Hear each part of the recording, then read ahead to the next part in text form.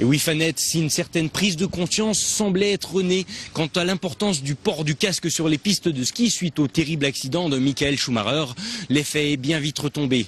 En effet, aujourd'hui, il en faudrait plus pour sensibiliser et convaincre tous les réfractaires. Aujourd'hui en France, ce sont plus des 2/3 des usagers des pistes qui portent des équipements de sécurité.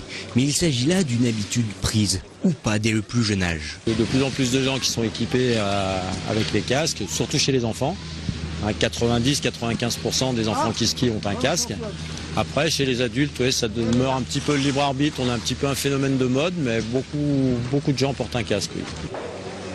Il est bien naturel de protéger les enfants, mais pour leurs aînés, à moins de posséder une caméra embarquée, difficile de donner l'exemple.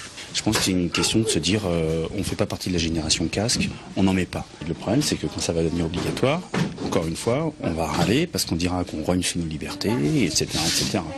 Mais non, je pense que malheureusement, les gens prendront conscience quand on leur dira vous rentrez sur les pistes pour du casque obligatoire. Et c'est con parce que c'est dommage. Plus qu'un accessoire de mode, le casque est aujourd'hui totalement démocratisé dans la plupart des pays. Restent certaines cultures où, comme en France, la montagne reste synonyme de totale liberté, au détriment parfois de la sécurité.